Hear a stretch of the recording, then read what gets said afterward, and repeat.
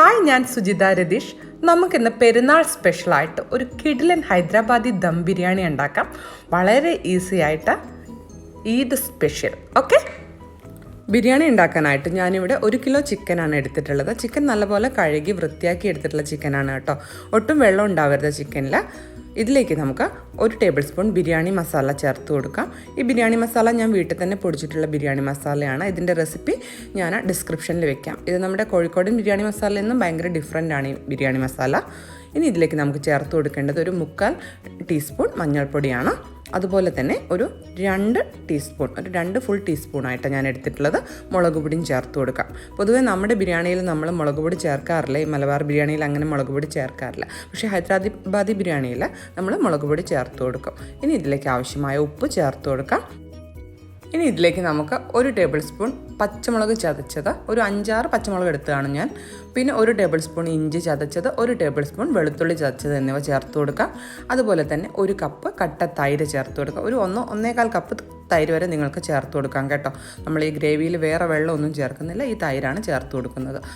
ഇനി ഇതിലേക്ക് നമുക്ക് 1 ടേബിൾ സ്പൂൺ ചെറുനാരങ്ങ നീര് ചേർത്ത് കൊടുക്കാം. എന്നിട്ട് നന്നായിട്ടൊന്ന് മിക്സ് ചെയ്തെടുക്കാം. നല്ലപോലെ ആ തൈരും മസാലയെല്ലാം ചിക്കനിൽ നല്ലപോലെ പുരണ്ട് വരണം കേട്ടോ. അങ്ങനെ ഒന്ന് മിക്സ് ചെയ്തെടുക്കാം. അപ്പോൾ ഇത് നമ്മുടെ ചിക്കൻ ഞാൻ നന്നായിട്ട് മിക്സ് ചെയ്തെടുത്തിട്ടുണ്ട്. ഇനി ഇതിലേക്ക് നമുക്ക് 1 പിടി പുതിനയില അരിഞ്ഞതും 1 പിടി മല്ലിയില അരിഞ്ഞതും ചേർത്ത് കൊടുക്കാം. എന്നിട്ട് ഇതും നന്നായിട്ടൊന്ന് മിക്സ് ചെയ്തെടുക്കാം. ഇത് നന്നായിട്ടൊന്ന് മിക്സ് ചെയ്തതിന് ശേഷം നമുക്കൊന്ന് കവർ ചെയ്തിട്ട് 1 മണിക്കൂർ ഫ്രിഡ്ജിൽ വെക്കാം. 1 മണിക്കൂർ വെക്കാൻ സമയം തികയില്ല എങ്കിൽ നിങ്ങൾക്ക് പെട്ടെന്ന് ഉണ്ടാക്കണമെങ്കിൽ 1/2 മണിക്കൂർ വെച്ചാലും മതി. 1/2 മണിക്കൂർ എന്തായാലും വെക്കണം കേട്ടോ. നല്ലപോലെ ഒന്ന് കവർ ചെയ്യാം. എന്നിട്ട് ഫ്രിഡ്ജിൽ വെക്കാം. 1 കിലോ ബസ്മതി അരി എടുത്തിട്ടുണ്ട് ഞാനിവിടെ. 1 കിലോ ചിക്കന്. ഇത് നമുക്ക് നല്ല തണുത്ത വെള്ളത്തിൽ 1/2 മണിക്കൂർ ഒന്ന് സോക്ക് ചെയ്ത് വെക്കാം കേട്ടോ.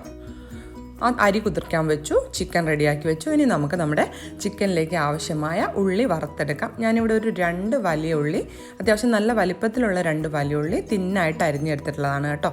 ഇത് ഫ്രൈ ചെയ്യാനായിട്ട് ഞാനൊരു പാൻ വെച്ചിട്ടുണ്ട്. പാനിലേക്ക് ആവശ്യത്തിന് ഓയിൽ ചേർത്ത് കൊടുക്കാം. ഓയിൽ അത്യാവശ്യം വേണം, ഇല്ലെങ്കിൽ ഉള്ളി പെർഫെക്റ്റായിട്ട് ഫ്രൈ ആയി കിട്ടില്ല. ഈ ഓയിലൊന്ന് ചൂടാവട്ടെ. അപ്പോൾ നമുക്ക് നമ്മുടെ ഉള്ളി ഒന്ന് ഫ്രൈ ചെയ്തെടുക്കാം. ഞാൻ 2 ബാച്ചായിട്ടാണ് ഫ്രൈ ചെയ്തെടുക്കുന്നത്. ഒരുപാട് ക്രൗഡഡ് ആയി ഇട്ട് കഴിഞ്ഞാൽ നല്ല പെർഫെക്റ്റ്ലി നമുക്ക് കാരമലൈസ് ചെയ്ത് എടുക്കാൻ വേണ്ടി പറ്റില്ല. അതുകൊണ്ടാണ് ഉള്ളി നല്ല ഓയിലിലേക്കാണ് നമ്മൾ ഇട്ട് കൊടുക്കുന്നത്. അതുകൊണ്ട് തന്നെ ഇട്ട ഉടനെ ഇളക്കേണ്ട ആവശ്യമില്ല. ഉള്ളിയുടെ വശങ്ങളൊന്ന് കാരമലൈസ് ആയി വരുമ്പോൾ നമുക്കൊന്ന് ഇളക്കി കൊടുത്താൽ മതി കേട്ടോ. അതുവരെ ഉള്ളി അവിടെ കിടന്നിട്ട് അതേ ലെവലിൽ തന്നെ ഒരേ ഹീറ്റിലൊന്ന് ഫ്രൈ ആവട്ടെ. കരിഞ്ഞൊന്നും പോയില്ല. എപ്പോഴും ഇങ്ങനെ ഇളക്കിക്കൊണ്ടിരിക്കേണ്ട ആവശ്യമില്ല.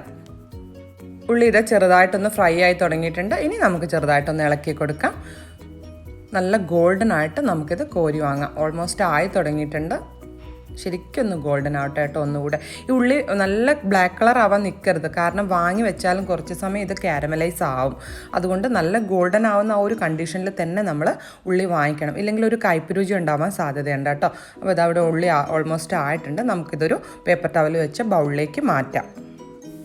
ഇനി ഇതേ ഓയിലിൽ തന്നെ ഞാൻ അടുത്ത ബാച്ച് കൂടി ഒന്ന് ഫ്രൈ ചെയ്തെടുക്കട്ടെ കേട്ടോ. ഒരു 2 ബാച്ച് ഫ്രൈ ചെയ്യാനുള്ള ഓണിയനെ എനിക്കുള്ളായിരുന്നു. ഓക്കെ, അപ്പോൾ ഈ അടുത്ത ബാച്ച് ഞാൻ ഫ്രൈ ചെയ്തെടുത്തു. ഇനി നമുക്ക് നമ്മുടെ ചിക്കൻ തയ്യാറാക്കാം. ഇതിനായിട്ട് ഞാനൊരു വലിയ പാത്രം അടുപ്പത്ത് വെച്ചിട്ടുണ്ട്. ഈ പാത്രത്തിലേക്ക് നമ്മൾ ഉള്ളി ഫ്രൈ ചെയ്ത ഓയിൽ ഒരു 4 ടേബിൾ സ്പൂൺ ചേർത്ത് കൊടുക്കാം. മുഴുവനായിട്ടൊന്നും ചേർക്കണ്ട കേട്ടോ, ഒരു 4 ടേബിൾ സ്പൂൺ മതി. ഇനി ഇതിലേക്ക് നമ്മൾ നേരത്തെ മസാല പുരട്ടി വെച്ചിരുന്ന ചിക്കൻ ചേർത്ത് കൊടുക്കാം.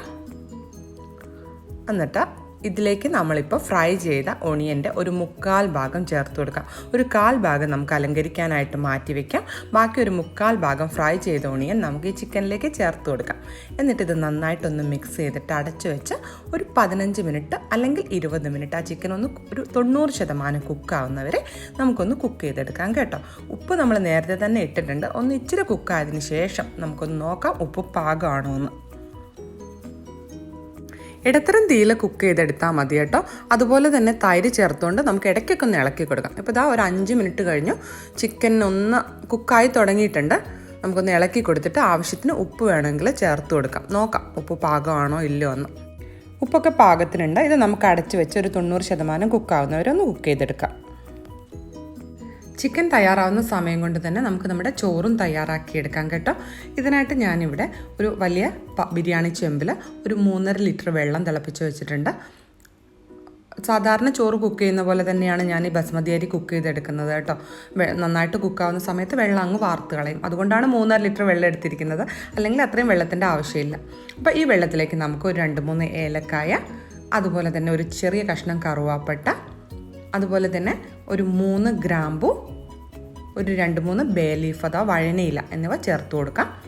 അതുപോലെ തന്നെ ഇതിലേക്ക് നമ്മൾ ചേർത്ത് കൊടുക്കേണ്ടത് ഒരു പ്രധാനപ്പെട്ട ഇൻഗ്രീഡിയൻ്റ് ആണ് ഒരു 1.5 ടേബിൾ സ്പൂൺ ചെറുനാരങ്ങാനീര്, അതുപോലെ ഒരു 2 ടേബിൾ സ്പൂൺ ഓയിൽ. ഈ ഓയിൽ ചേർക്കുന്നത് എന്തിനാണെന്ന് വെച്ചാൽ അരി തമ്മിൽ ഒട്ടിപ്പിടിക്കാതിരിക്കാൻ ഇത് സഹായിക്കും.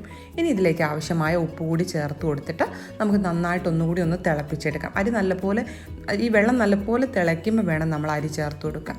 അപ്പോൾ വെള്ളം നല്ലപോലെ തിളച്ചിട്ടുണ്ട്. ഇതിലേക്ക് നമ്മൾ കഴുകി ഊറ്റിയെടുത്തിരിക്കുന്ന ബസ്മതി അരി ചേർത്ത് കൊടുക്കാം. ഒരു അരമണിക്കൂർ കൂടുതൽ ബസ്മതി അരി നമ്മൾ കുതിർത്ത് വയ്ക്കാൻ പാടില്ല കേട്ടോ. വെള്ളം നല്ലപോലെ വാർത്തതിന് ശേഷം വേണം ചേർത്ത് കൊടുക്കാനായിട്ട്. ഇനി ഈ അരി ഞാൻ അടച്ചു വെക്കുന്ന ഒന്നുമില്ല. ഇത് നന്നായിട്ടൊന്ന് തിളച്ച് ആ അരി അത്യാവശ്യം ഒരു 90% അരിയും കുക്കായാൽ മതി. അരി കുക്കാവുന്ന സമയത്ത് നമ്മുടെ ചിക്കൻ എന്തായെന്ന് നോക്കാം. ഇത് അത്യാവശ്യം കുക്കായിട്ടുണ്ട്. നല്ല ഗ്രേവി ഉണ്ട് ചിക്കനിൽ. തീ കൂട്ടിയിട്ടിട്ട് ആ ഗ്രേവി ഒന്ന് തിക്കാവുന്നവരെ ഒന്ന് കുക്ക് ചെയ്തെടുക്കാം കേട്ടോ. ഫ്ലെയിം ഒന്ന് കൂട്ടിയിട്ടോളൂ. അപ്പോൾ ഇവിടെ അരിയും തിളച്ച് തുടങ്ങിയിട്ടുണ്ട്. ഒരുമിച്ച് രണ്ടും കൂടെ തന്നെ അങ്ങ് റെഡി ആയിക്കോളും. അരി നല്ലപോലെ തിളയ്ക്കുന്നുണ്ട് കേട്ടോ. എത്ര വേവായെന്ന് നമുക്കൊന്ന് നോക്കാം. പൊതുവെ അരി കുക്കാൻ വേണ്ടിയിട്ട് ഒരു 8 മുതൽ 10 മിനിറ്റ്, മാക്സിമം 12 മിനിറ്റ് അത്രേ എടുക്കുകയുള്ളൂ. അപ്പോൾ അരി ഒന്ന് നോക്കട്ടെ ഞാൻ. അരി അത്യാവശ്യം കുക്കായിട്ടുണ്ട്. ഒരു 90% അരി കുക്കായിട്ടുണ്ട്. നമുക്ക് ഈ വെള്ളം അങ്ങ് വാർത്ത് കളയാം. കാരണം ബാക്കിയുള്ള 10% നമ്മൾ ദം ഇടുന്ന സമയത്ത് അതിൽ നിന്ന് കുക്കായിക്കോളും.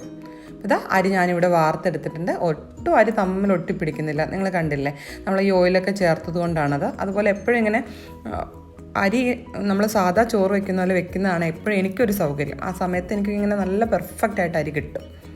അപ്പോൾ ഇനി നമുക്ക് നമ്മുടെ ചിക്കൻ നമ്മളവിടെ വെള്ളം വറ്റാൻ വെച്ചിരുന്നല്ലോ, അതെന്തായി എന്നൊന്ന് നോക്കാം കേട്ടോ.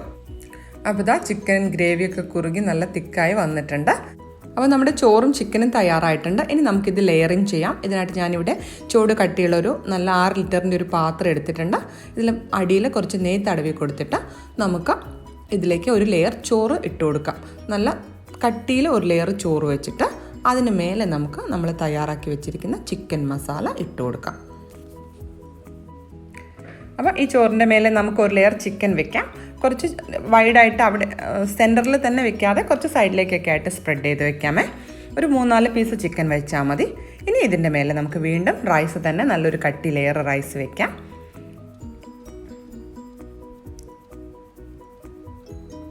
ഇനി ഇത് നമ്മൾ ചെയ്യേണ്ടത് എന്താണെന്ന് വെച്ചാൽ, നേരത്തെ നമ്മൾ ഫ്രൈ ചെയ്ത ഓണിയൻ കുറച്ച് ബാക്കി വെച്ചിരുന്നല്ലോ, അതുകൊണ്ട് നമുക്ക് കുറച്ചൊന്ന് ഗാർണിഷ് ചെയ്ത് കൊടുക്കാം. കുറച്ചിട്ട് കൊടുത്താൽ മതി. അതുപോലെ തന്നെ കുറച്ച് മല്ലിയില അരിഞ്ഞതും കുറച്ച് പുതിനയില അരിഞ്ഞതും 1 ടേബിൾ സ്പൂൺ നെയ്യ്, അതുപോലെ കുങ്കുമപ്പൂ കയ്യിലുണ്ടെങ്കിൽ അത് പാലിൽ കുതിർത്ത് വെച്ചത് 1 ടീസ്പൂൺ. ഈ ഹൈദരാബാദി ബിരിയാണിക്ക് അതൊരു നല്ല ഒരു സ്മെൽ ആൻഡ് ഫ്ലേവറാണ്. അപ്പോൾ അതുണ്ടെങ്കിൽ നിർബന്ധമൊന്നുമില്ല. പിന്നെ ഒരു 2 പിഞ്ച് ഗരം മസാല, ബിരിയാണി മസാലയില്ലേ നമ്മൾ തയ്യാറാക്കിയത്.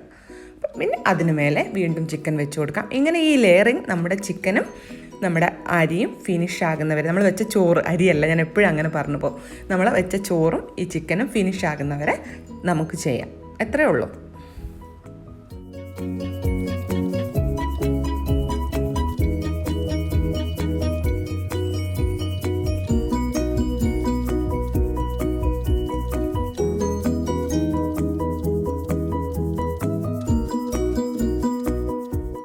അപ്പം നമ്മുടെ ലെയറിങ് ഓൾമോസ്റ്റ് ഫിനിഷ് ആയി കേട്ടോ. ഫൈനൽ ലെയർ കൂടി വെച്ച് കൊടുക്കുകയാണ്.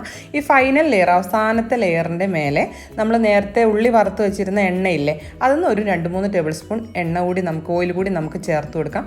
ഒരു കാരമലൈസ്ഡ് ഓണിയൻ്റെ എണ്ണ ആയതുകൊണ്ട് ഒരു നല്ല ഫ്ലേവറാണ് ഇതിന്. അത് ചോറിൽ ചേർത്ത് കൊടുത്ത ഒരു രുചിയാണ്. കൂടുതൽ ചേർക്കണ്ട, കുറച്ച് മതി. ഇനി നമുക്കിതൊന്ന് ദം ചെയ്തെടുക്കാം. ഇതിനായിട്ട് ഞാൻ പാത്രത്തിൻ്റെ അരികുകൾ ഒരു ആട്ടമാവ് കൊണ്ടൊന്ന് സീൽ ചെയ്തെടുക്കുകയാണ് കേട്ടോ. ഇതുപോലെ ഒന്ന് സീൽ ചെയ്തെടുത്താൽ മതി. നിർബന്ധമൊന്നുമില്ല. നിങ്ങൾക്ക് വേണമെങ്കിൽ ഒരു നനഞ്ഞ തുണി ഈ ബിരിയാണിയുടെ മേലെ വെച്ചിട്ട് മൂടി കൊണ്ട് കവർ ചെയ്തിട്ട് കുക്ക് ചെയ്തെടുത്താലും മതി. അപ്പോഴും ഈർപ്പമൊന്നും അതിൻ്റെ മസാലയുടെ സ്മെല്ലൊന്നും വെളിയിൽ പോവില്ല. പക്ഷെ ഞാൻ പൊതുവെ ഇങ്ങനെ ആട്ട വെച്ചിട്ടാണ് ചെയ്യാറ്. ഞാൻ ഈ ആട്ട കൊണ്ട് ഒന്ന് സീൽ ചെയ്തിട്ടുണ്ട്. ഇനി നമ്മൾ സാധാരണ ചെയ്യുന്ന പോലെ തന്നെ അടുപ്പിലാണ് ചെയ്യുന്നത്. അതല്ല, ഗ്യാസ് ഓവൻ ഉണ്ടെങ്കിൽ നിങ്ങളുടെ പാത്രം ഗ്യാസ് ഓവൻ സേഫ് ആണെങ്കിൽ അതിൽ വെച്ചിട്ട് നിങ്ങൾക്ക് ദം ചെയ്തെടുക്കാം. ഞാനിവിടെ എങ്ങനെയാണ് സ്റ്റൗ ടോപ്പിൽ ചെയ്യുന്നതെന്ന് കാണിച്ചു തരാം. ഇതിനായിട്ടൊരു പഴയ നോൺ സ്റ്റിക്ക് പാൻ ഞാൻ അടുപ്പത്ത് വെച്ചിട്ടുണ്ട്. ഈ പാൻ ഒന്ന് ചൂടാവുമ്പോൾ തീ മാക്സിമം ലോ ഫ്ലെയിമിലാക്കി വെക്കുക. എന്നിട്ട് നമ്മുടെ ബിരിയാണി ഒരു 20 മിനിറ്റ് വെരി ലോ ഫ്ലെയിമിൽ ഒന്ന് ദം കുക്ക് ചെയ്തെടുത്താൽ മതി. അപ്പോൾ ഇതാ നമ്മുടെ ബിരിയാണി റെഡി ആയിട്ടുണ്ട്. ഞാൻ തീ ഓഫ് ചെയ്തിട്ട് ഇപ്പോൾ ഒരു 10 മിനിറ്റായി. നമുക്കൊന്ന് നോക്കാം. എപ്പോഴും ഈ ദം ഇമ്മീഡിയറ്റ്ലി പൊട്ടിക്കരുത് കേട്ടോ. കുക്കായി കഴിഞ്ഞതിന് ശേഷം ഒരു 10 മിനിറ്റ് കഴിഞ്ഞിട്ട് ഓപ്പൺ ചെയ്താൽ മതി. ഈ ബിരിയാണി തയ്യാറാക്കാൻ വളരെ എളുപ്പമാണ്, അതുപോലെ തന്നെ സൂപ്പർ ടേസ്റ്റാണ്. അപ്പോൾ എല്ലാവരും തയ്യാറാക്കി നോക്കണം. എന്നിട്ട് ഇഷ്ടപ്പെട്ടാൽ എന്നെ അറിയിക്കാൻ മറക്കരുത് കേട്ടോ. നമുക്ക് ഏതായാലും ഈ ബിരിയാണി ഒരു പ്ലേറ്റിലേക്ക് മാറ്റാം. എന്നിട്ട് ഞങ്ങൾ കഴിക്കട്ടെ, നിങ്ങൾ ട്രൈ ചെയ്ത് നോക്കുക. എന്നിട്ട് ഇഷ്ടപ്പെട്ടാൽ തീർച്ചയായും എന്നെ അറിയിക്കണം.